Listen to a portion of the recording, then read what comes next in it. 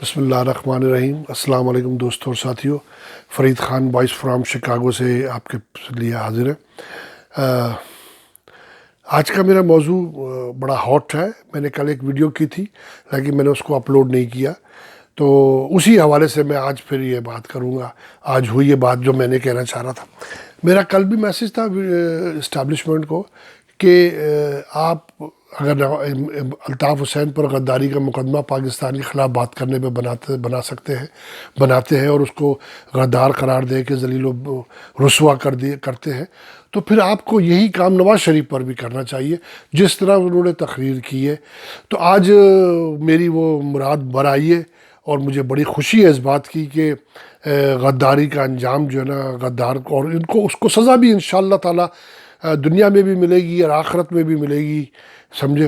اور ان کے خلاف جو ہے نا میں نے سنا ہے کہ لاہور میں شاہدرہ کے اندر ایک مقدمہ ان کے خلاف بنا ہے، ان کے اور ان کے ساتھیوں کے ساتھ، سیاستدانوں کے ساتھ 60 سے زیادہ لوگوں کا نام اس میں ہے، اور 3 ریٹائرڈ لیفٹیننٹ جنرل اس میں شامل ہیں جس ایف آئی آر کے اندر۔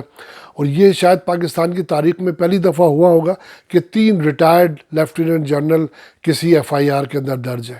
اور بقول ڈاکٹر شاہد کہ ایف آئی آر کٹ جاتی ہے ایک دفعہ تو اس میں سے پھر اس کو ایڈٹ کرنا، اس کا نام نکالنا یا ایف آئی آر کو ختم کرنا، یہ ایک بہت مشکل کام ہوتا ہے۔ اور آپ کو پتہ ہوگا، یاد ہوگا لوگوں کو کہ بھٹو صاحب کے خلاف ایف آئی آر ایک درج ہو گئی تھی، وہ جو خورشید محمود قصوری کے والد تھے ان کے قتل کے اندر، اور وہ اس کا فائدہ ضیاء الحق صاحب نے اپنے دور میں اٹھایا اور ان کو سزائے موت اس کے اندر ہو گئی سپریم کورٹ سے۔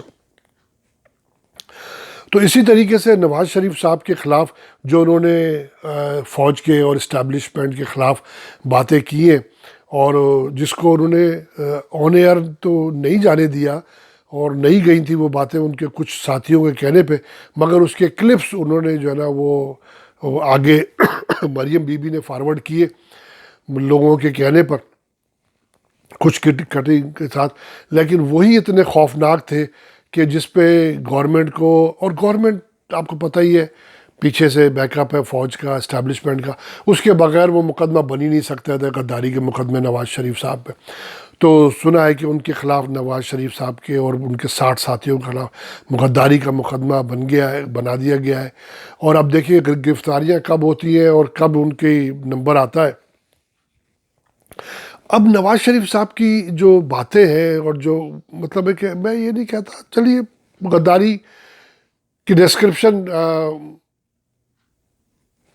ججوں کو رہنے دیجیے، جج دے دیں گے غداری کی ڈسکرپشن، جسٹس گلزار دے دیں گے، جسٹس اور دے دیں گے، اور لوگ دے دیں گے۔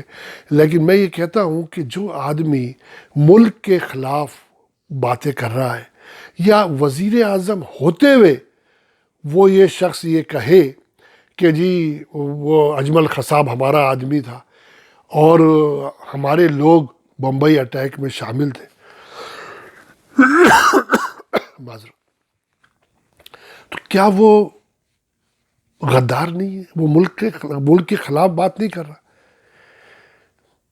بغیر آپ نے یہ باتیں کس کے کہنے پہ کہی؟ کس سے پوچھ کر کہی؟ کیا ثبوت تھے آپ کے پاس؟ بعد میں یہ ثابت ہو گیا کہ اجمل خصاب انہی کا آدمی تھا، تو آپ نے تردید کی اس کی۔ پھر آپ نے اور آپ کی بیٹی نے بیٹھ کے جو میمو گیٹ اسکینڈل بنایا، اور میمو گیٹ، اور پھر جو اس پہ آرمی کے خلاف جو آپ نے وہاں پہ باتیں کی تھی اسمبلی کے اندر کام، جس میں راحیل شریف صاحب سے آپ کو معافیا تلافیہ کر کے آپ نے 2 بندے فارغ کر کے اپنے وہ جو رشید صاحب، میاں رشید صاحب ہیں اور فاطمی صاحب کو، دونوں کو ریٹائر کے اپنی بیٹی کو بچایا، آپ نے ہاتھ جوڑ کے معافیا مانگے، سر راحیل شریف صاحب یہ تو آپ کی بیٹی کے برابر ہے، آپ کی بیٹی جیسی ہے، معاف کر دیں اس کو، کر کے آپ نے معافیا تلافیہ کر کے۔ لیکن آپ کی بیٹی کے تو دماغ ہی نہیں ملنے کو تیار نہیں ہے، وہ تو اپنے آپ کو حکمراں کیا، وہ تو سمجھتی ہے کہ میں کوئی، جیسے کہ آپ کہتے بھی ہیں بادشاہ سلامت ہے، آپ تو جی رائے ونڈ کا محل ہے آپ کا، آپ نے وہاں پہ انگلینڈ کے اندر اپنے محل جیسے آپ نے فلیٹ خریدے ہوئے، اور ایک نہیں ہے درجنوں کے حساب سے فلیٹ خریدے ہوئے آپ نے آپ کے بیٹوں کے نام پہ، اور کرپشن لوٹ مار کا تو آپ کا خالی پیسہ اس کا نہیں ہے، آپ کے تو سوئٹزرلینڈ کے اندر بزنس ہے۔ تو بھائی بات وہ نہیں. اور پلس جو آپ نے ابھی جو تقریر کی ہے وہ حکومت کے اور اسٹیبلشمنٹ کے خلاف، تو اس کو کس زمرے میں لیا جائے؟ وہ غداری کے زمرے میں نہیں آتی.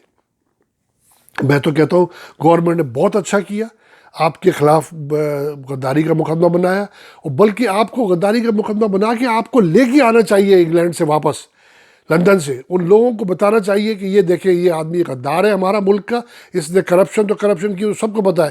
وہ تو ایسے غداروں کو رکھتے ہیں اپنے پاس، سنبھال کے رکھتے ہیں کہ آگے آنے والے وقتوں میں کام آئیں گے. جس طرح انہوں نے الطاف حسین کو دے رکھی ہے نیشنلٹی، اسی طریقے سے ان کے بچوں کو بھی دے رکھی ہے. وہ تو کریں گے، ان کا تو کام ہی یہی ہے. اور اب وہ انہوں نے ان کو رکھا ہوا ہے، اور بھی 10-5 چلے جائیں گے ان کے پاس رکھے رہیں گے، کیونکہ وہ تو استعمال کرتے ہیں لوگوں کو نا. وہ تو جب آپ کو دبانا ہوگا وہ آپ کو استعمال کریں گے، ان لوگوں اس کے ذریعے لگے ان کو استعمال کریں. تو اور جو میرے لوگ میرے ساتھی ہیں، ابھی میں پروگرام سن رہا تھا وہ بھٹی صاحب کا اور طاہر ملک صاحب کا اور جو دوسرے صاحب ہیں ان کا، کہ اس میں بھٹی صاحب نے کہا کہ مجھے ایک انتہائی قریب ترین آدمی نواز شریف صاحب کے، کہ وہ اتنا اس پر زور دے رہے تھے بھٹی، کہ ایسا لگ رہا کہہ رہے تھے کہ جیسے سمجھ لیں آپ نے مجھے نواز شریف صاحب نے یہ بات کہی.